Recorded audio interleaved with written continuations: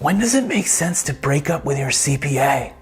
It's a question many of us have thought about. Most people don't like going to the dentist, but if meeting or talking with your accountant makes you cringe as much as getting a root canal, then maybe it's time to break up. Tax planning is one of the most important parts of financial planning. Remember, it's not what you make, it's what you keep. And in my opinion, with tax rates poised to move higher, working with a qualified tax advisor is extremely important. In this video, I chatted with Matt Bralove, co-founder of Zone Accounting in Maryland.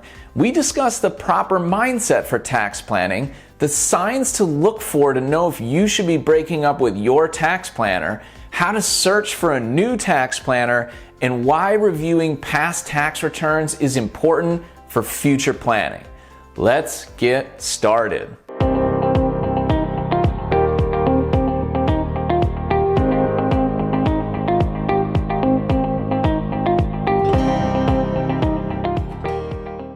Hey guys, Colin Exelby, certified financial planner here, and I own the virtual financial advisory practice Celestial Wealth Management, where we provide financial planning for business owners and their families that just makes sense. Today, we're talking about taxes, tax planning, and when it makes sense to break up with your CPA. Now, this is going to be an amazing interview, so now is a perfect spot. Press that pause button.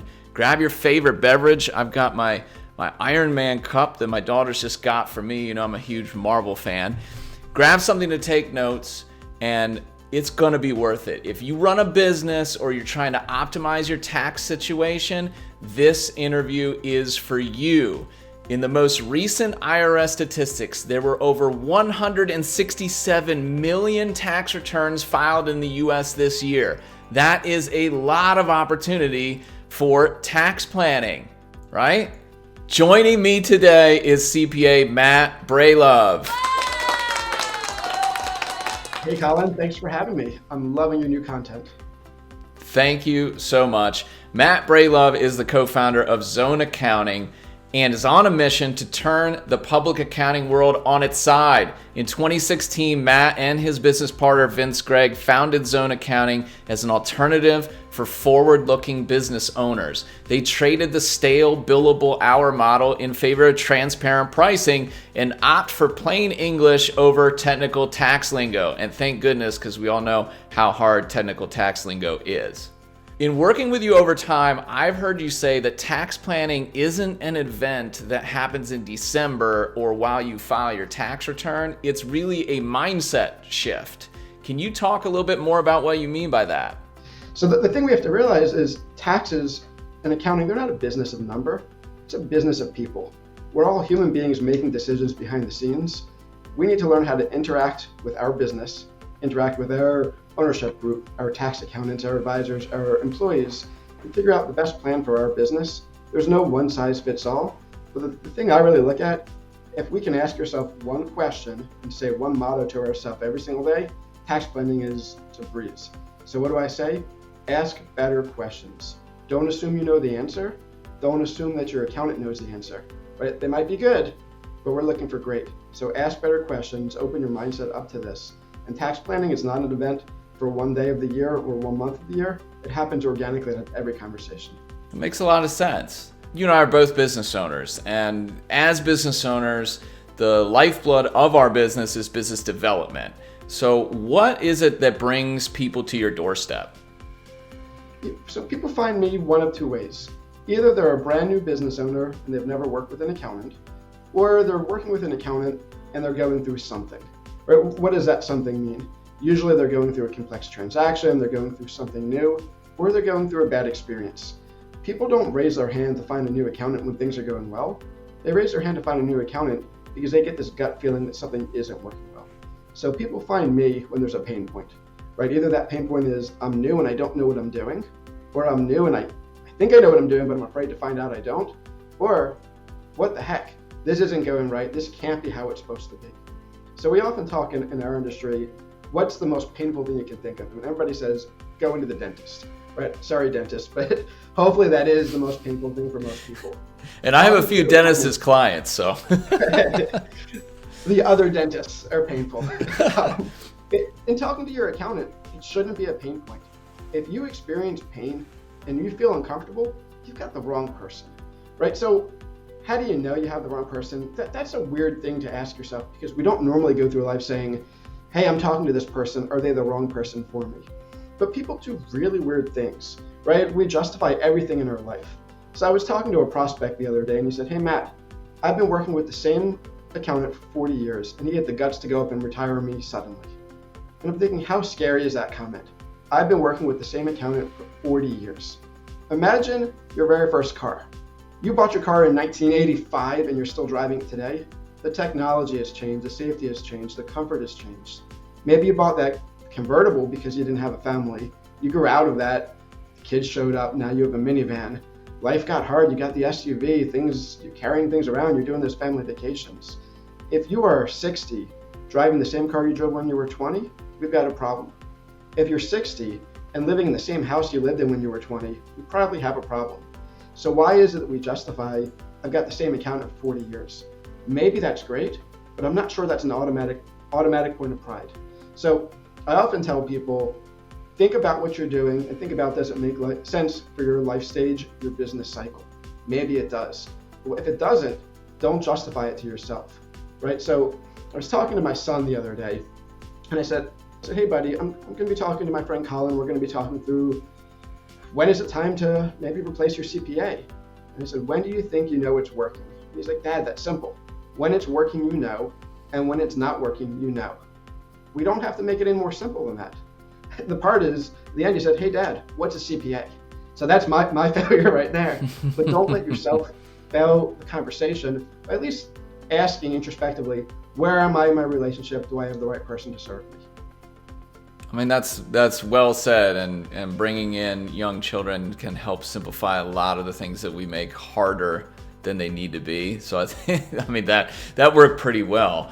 And you know, the title of this video of how do you know when it's the right time to break up with your CPA? You know, that is something that is, you know, a lot of people, they question when that is. And it's hard. Like, change is hard. Humans hate change. So we can go along doing things that we kind of maybe know aren't exactly right. What are some signs that you should look for that maybe it makes sense, other than just I've been doing things the same way for a long period of time? What are some things that people should look for? Yeah, that's a great question. The very first thing I tell people when they start working with me is you should want to call me on your best day, and you should need to call me on your worst day. Right? The worst day is probably when we're digging out of something and we're planning together. That's when you need to circle the wagons and really work with your advisors to get the right strategy coming out of it. On the best day, call me and celebrate. Make sure that we're feeling that pride of all the hard work you put in over the days, weeks, months, years, and we're talking through it. Maybe there's some more planning, but let's raise a glass and at least celebrate you. So I tell people the very first way you might need to start thinking about breaking up with your CPA is if they're not on your short list of phone calls on either of those 2 days. They don't have to be your first. You're probably calling friends, family, business partner, or hopefully spouse. But your CPA should be that same day that something really bad or something really good happens. When that isn't the case, we should be talking. The other thing you're thinking about when it's potentially a time to break up with your CPA is, does their style match your style? There's no one size fits all. You need to make sure that your accountant's communication style and personality style meet yours. So what does that actually mean in plain English? Do you like talking to the person?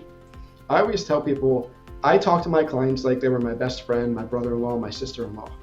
If it feels like you're pulling teeth, no pun intended for the dentist comment, if it feels uncomfortable, it feels forced, you don't have the right person. That doesn't mean you don't have a knowledgeable accountant. They might be incredible at the technical. The interpersonal is just as valuable. So we're looking for, does it feel comfortable? Well, let me ask you this. How often does your accountant reach out to you?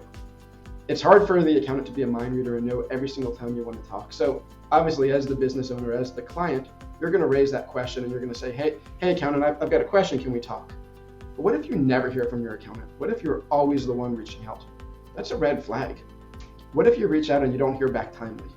Obviously, life happens. Like, not expecting people to be available 24/7, but within a reasonable amount of time, if you're reaching out and you don't hear back, or you're constantly reaching out and you're doing it 2 and 3 and 4 times, your accountant is telling you something. They're either telling you they're too busy for you, that you are a small fish on their client roster, or they don't like working with you. And I'm going to be very candid for a moment. Accountants, I know it doesn't feel that way. We are people too. And so when they ignore you, it's probably telling you, hey, they don't like you as much as you don't like them. Don't take that as a personal insult. Take that as a call to action. So if the communication style, the personality style, the timing, you reaching out, all that doesn't feel right, you have to think, are things working? Chances are, even if they're working, they might be better optimized if they were working elsewhere. So just some couple of things, just really follow your emotion on this. We built up relationships our entire life. Accounting is a relationship. It's not technical. The technical comes after the relationship starts. I mean, that makes a lot of sense.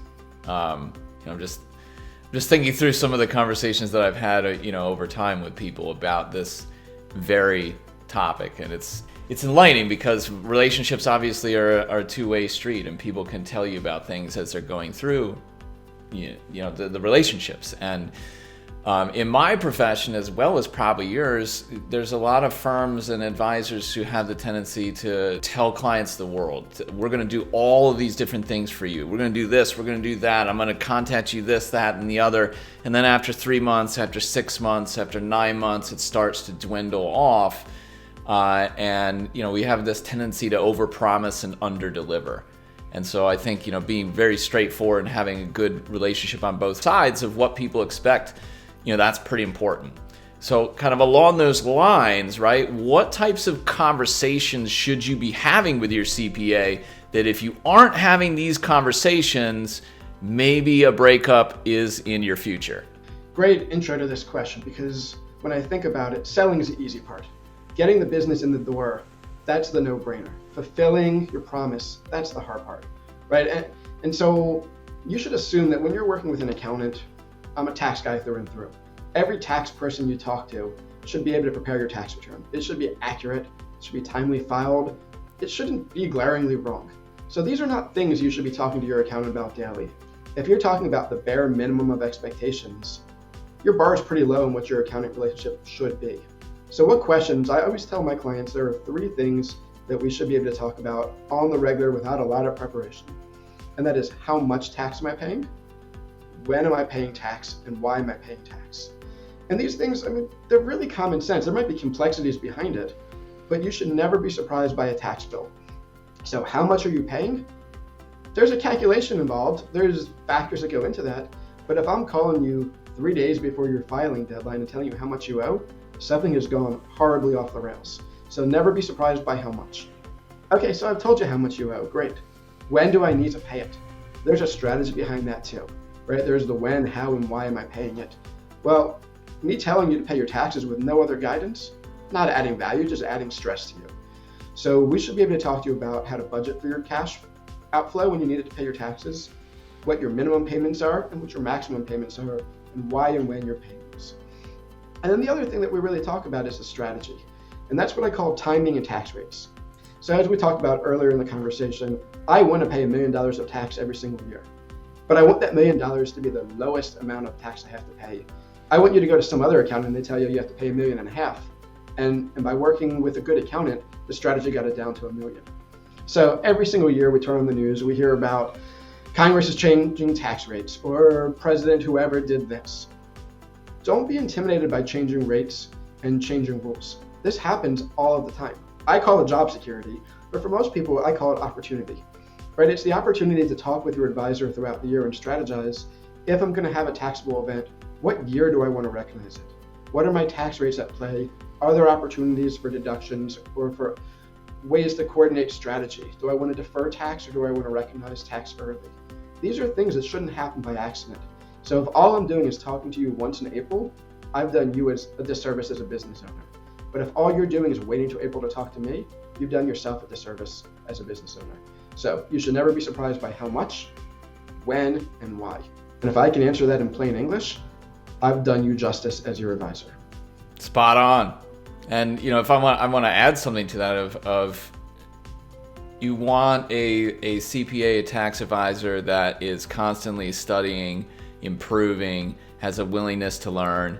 Because if you think about both the financial advisory industry as well as the the tax industry, we get trained by people who are older than us, who've been in the business in the past and have done things a certain way. But finance evolves. You just said it, like the tax situation evolves over time. And I mean, there's still CPAs out there who frown upon a home office deduction. I mean, who's not working remotely? I mean, it's amazing. Right. But like sometimes people don't evolve over time, and so you want to make sure that you are working with someone who has that willingness to learn, adapt, and figure out new ways of doing things. So really interesting there, and I don't mean to cut you off, but I think a lot of accountants practice out of fear. They're afraid of the IRS. I'm not afraid of the IRS. I'm afraid of not having information. So as a business owner myself, I want to be armed, whether it's accounting, investing, other strategy. Tell me the information, tell me what the IRS cares about, and let me make a business decision. Far too often an accountant comes to a business owner and says, don't do that. My strategy is not to tell you not to, it's to arm you with the why. What are your options, what are your risks? Just like every other thing you do in your business, it's strategy, and it's taking a calculated risk to figure out, does this make sense for me now? Are the dollars big enough? Is it meaningful in the conversation? So if we're operating from fear, we're performing the wrong operation. Well, and like you said before, you're not trying to avoid taxes. You're trying to minimize taxes through appropriate strategies. And there's a big difference between those two types of, advisors. So everything that I work on with clients in our financial planning is trying to maximize cash flow, maximize net worth, minimize taxes. It's all using strategies that cohesively work together. So that's spot on there. Now, let's talk about, I've decided that this is just not working. Like for whatever the reason is, I think I need to break up with my CPA and I'm starting my search. What are some things that I should think about as I search for my next relationship? This is an interesting thing that I didn't understand how to answer this question early in my career. Like many technically trained accountants, I came out of school, I sat for my CPA exam, and I started working for, as you alluded to, an older CPA. And everything I was told is just learn the technical. Be a practitioner and be good at it, and clients won't ask for anything more, and they don't know the difference as long as you know your facts and figures. You know what the worst piece of advice I've ever gotten? Just know your facts and figures. Because what changes? Facts and figures, all of the time. Not just annually, but sometimes within a month, depending on what other political environment and other business influencers are out there. The rules you operate with one month might literally change the next month. So I had a client, it was actually a prospect at the time, but she's a client now, and she asked me what I think was the best question of my career. She said, hey Matt, I'm really interested in working with you. This intro conversation sounds good. Love everything I'm hearing, but tell me something. I don't know what I don't know. So imagine you were talking to your 23-year-old daughter, and she's about to start a business and pick an accountant. What information would you want her to ask? Give me questions that I don't even know to ask. What would you do? Right? That tugs at the heart. Great question. Children, right? I got to protect my child. Here's the thing. I didn't know how to answer that question. I fumbled. I came up with some answer, and I was like, ask about entity choice or ask about that. Yeah, these were all fine questions, and they were technically correct. I was proficient. I wasn't a person. And what does that mean? As I've evolved in my career, I realized people don't want the answer, they want the confidence. Well, I don't think that's a surprise. We look at everything in life and we say, show me who's confident and I'm gonna follow them into battle. Accountants don't generally look like confident people, right? We look at your feet, not at your eyes. So where's that confidence? I don't need a prospect interviewing an accountant and asking about technical tax. That will evolve out of the conversation. I need them asking about communication style. So how often am I going to communicate with that client? How often do they want me to communicate? Will it be through phone? Will it be through, video chat? Am I doing it through secure portal or email, or are we meeting face to face? There is no wrong answer, but there is a right fit. So if we don't match up what we want as a business owner to our accountant, and the accountant doesn't have that skill set or that desire to communicate, we're destined for failure no matter how proficient and technical that person is. So I often talk about that style. But what are the other things that go with it? It's the who's going to initiate the conversation. Are you bugging me first or am I bugging you first? And I say that playfully because bugging can add so much value, but sometimes I tell my clients, I'm going to call you once a quarter just to say hello, then I'm going to shut my mouth. And you tell me anything that's on your mind. Because as business owners, we forget how busy we are. We take care of our paying customers and our clients. We don't treat ourselves like a paying customer and a client. So I want to give you that floor to just talk to me. I don't know where the conversation is going to lead, but I know that it's going to lead to a place of value. So that's a key word that I talk about in picking your accountant. Find value. Okay, Matt, value, that's a buzzword. What does that mean? Let's start with talking about actual costs in terms of value. How will your accountant charge you? Are they using billable hours? Are they fixed fee? Are they retainer? Is it an unknown and you're going to be surprised because they're guessing at the number they want to hit their bank account at the end of the month? These are all strategies people use in all industry. You should never be surprised. Like I said, don't be surprised by how much tax you're going to pay and when you're going to pay that tax. Never be surprised by how much you're going to pay your accountant and when you're going to pay your accountant. And while you're at it, why? Right? And why are you paying this person? Are they filing your return? Are they making your life better? Are they asking questions you never knew to ask? And that's the value component. So when you're sitting down or on the phone or web chat, talking to your advisor, in this case, your accountant, don't settle for the how many years of experience do you have? Don't give me that do you have your CPA exam or how many extensions do you file a year? Yes, those are fine questions and I'm not knocking you for thinking about them. What I want you to figure out is I'm gonna invest in my own business by paying your firm, you as the accountant. What am I gonna get in return? Say, Colin, when I go to your firm and I say, Colin, I'm gonna invest $10,000, what do I expect back? And you're probably not gonna tell me a specific dollar amount back. And you're probably not gonna tell me a return on my investment in a certain number of years. You're gonna talk to me about strategy, I'm guessing. And you're gonna tell me, if we do this over the long term and we reevaluate as things change, you are going to be better positioned today or tomorrow than you are today. That is the conversation you should have with your accountant, is by working with you, Miss Accountant, Mr. Accountant, how will I be better positioned 6 months from now, 6 years from now, or 60 years if that's your horizon? The answer doesn't matter. The fact that they're prepared to answer the question is exactly what matters. I mean, that's well said. And I think, hopefully you were taking notes during that time, because when you are interviewing for a CPA, one of the most important things is the style, the communication, and the personality.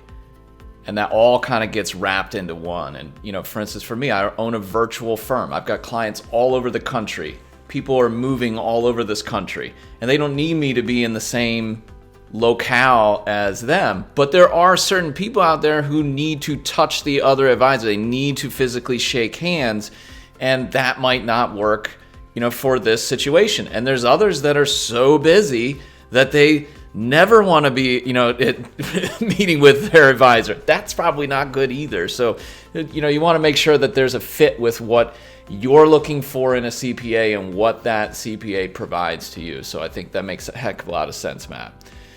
Now, if I can interject just for a moment, a lot of people hear the dollar amount. You're going to charge me how much to help with my taxes? Stop, right? Stop thinking about it in terms of a dollar amount and start thinking about what is that dollar amount providing for me? Is it providing peace of mind? It better. Is it providing a solution? That's why you're talking to your accountant. But is it providing you things that you can't otherwise get? Is it giving you more time back in your day? Is it giving you access to a network that you didn't have, to resources you didn't have, and to solutions that you weren't even thinking about? So when your next accountant or current accountant tells you their price tag, stop and say, great. Don't say okay, yes or no. Just say, great, thanks for sharing that information, and process that, and never give a gut decision on the same day. Think about this, and if you're not sure if that investment is what you need, ask to talk to other clients of that accountant or that advisor. Get real business owners like yourself on the phone and just say, hey, look, I heard they said it's $2, $2,000, $20,000, and I just don't know if that's right for where we are in our business cycle. Let somebody else prove to you why they made the right choice with that accountant or that advisor. If they can explain it in their words, it gives you a lot more credence than that advisor telling you themselves what they're going to do for you. Accountant or advisor is going to have a long list of clients that they can let you talk to, and they should have no fear that you're having that conversation. Great. Well, I received a couple what I think are really good pieces of advice over the past 5-6 years. One of them was to think about your business not as where it currently is, but where you want it to be, and make decisions based off of where you want it to be, not where it currently is. And a lot of that has to do with investments and what you're willing to pay for and what you get back out of that. I think that, that's really important as what you're saying, the value that you get for things, but think of it not in the business that you currently have. Think of it where you want to be in 1 year, 3 year, 5 years, and make decisions in that way. The second piece of advice that I got was, and I think this was one of the best I ever got, was to review the last 3 years of tax returns with another set of eyes. Now, the IRS, it allows amendments of your last 3 years worth of returns. You can't go back 10, 15 years to fix stuff that, that was done at that point. But over the last 3 that you can, and I can't tell you how many times when I do financial planning with clients, we review a tax return and we may find something that wasn't done or should be done, and we'll reach out about that. Can you talk about the importance of reviewing periodically prior tax returns with another set of eyes? I love that advice. Whoever gave it to you, top notch. It's funny, you say reviewing tax return, last 3 years of returns. I call it business development. Well, what do you mean? I don't need to spend a single dollar on marketing as long as people are willing to send me 3 years of returns, because I promise 8 out of 10 times we're going to find an opportunity that adds immediate value to that client, to that business owner. Well, why, right? Couple things. We're not experts at everything. None of us are. So no matter how good your accountant or your advisor is at one thing, chances are there's something that your new accountant might be better at or might be aware of an opportunity. No matter how good your last person was, that new person might find it. Even if they don't find mistakes, you get that peace of mind guarantee. Let's say that I look at your return and I say, hey, Colin, it looks good. There's nothing here. That's okay. That tells you that you don't have to worry anymore about the last 3 years. And if that peace of mind isn't enough for you, what it does, it sets the tone for the next part of the conversation. Hey, Colin, I see that you've done X dollars of revenue. Your profit was this. I don't see a lot of opportunity to go back and amend your old returns, but let's talk about where you're headed for the next 3 years. If anything, it's a stepping stone. At best, it puts real dollars in your pocket. At worst, it puts new ideas in your pocket. Either way, it's a win-win. A lot of business owners file extensions, right? And I've heard you say that extensions aren't your friend. I mean, it's almost like business owners think that extensions are mandatory because of all the stuff that's going on out there. So what do you mean by extensions aren't your friend? Yeah, it's just human nature, right? Like I said before, we're a business of people, not of numbers. People hear the latest day that they can file their return, and they say, sign me up for that. And they think they're doing their accountant a favor because they get it outside of tax season, or they're doing their business a favor because the accountant's going to find new deductions. You know the best day to work with the accountant? First day of tax season. It's the freshest your accountant's ever going to feel that year. They've studied, they've taken all their continuing education. They know all the rules for that year, and they're excited to tell you all about it and to show it to you.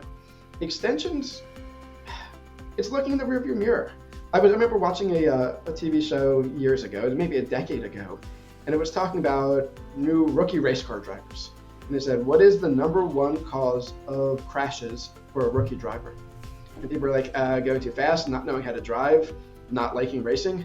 The answer was they're watching the rearview mirror for the car coming up behind them, because nobody can avoid the car in front of them when they're watching behind them. Stop looking in the rearview mirror. Don't let your accountant sell you on the rearview mirror either. It's not a feature you want. Your accountant should say, we are forward looking. So the thing with the extension, yes, you technically can file, and you've got a whole timeline. You can go pretty far into the next year to file last year's taxes. Here's the problem. If you're spending 18 or 20 months looking at last year, you've left yourself only a few months to look at next year or this year. I do not care what you've done historically. I care where you're headed prospectively. Historics are a matter of reporting the score. We're busy coming up with the game plan for the next game. Do not lose the next game by watching the replay of last game. Do not extend unless there's a real reason to. And fatigue should not be that reason. Catch your accountant early in the year, and that fatigue is not a conversation. Really good point. I think that's understated out there. Of like, if you really are trying to do planning, stop looking backwards. But in order to do planning, you've got to get caught up. So we have to do a little bit of both of those things. So lots of good information here. We've been talking about the subject of tax planning for a while now, and it can be a bit overwhelming for a business owner because a lot of times business owners are focused on running their actual business. So let's help prioritize this conversation for people who've been watching over the past few minutes. What are your must-have takeaways of what we just talked about? Yeah, I love this. I think the key is to prioritize yourself. Get out of the weeds, stop worrying about the details for just a few minutes, and ask yourself the question, do I have the right fit? If it's not a heck yes, it's a heck no. So I want you to think about it. If you think it might be a no, take the time to talk to somebody else. I'm not telling you make a switch. I'm telling you get a fresh perspective. You might find out you're in the perfect spot, but do not wait too long to have that conversation. I think the other thing, and this is something that I know your personal style, Colin, and you and I both agree on this.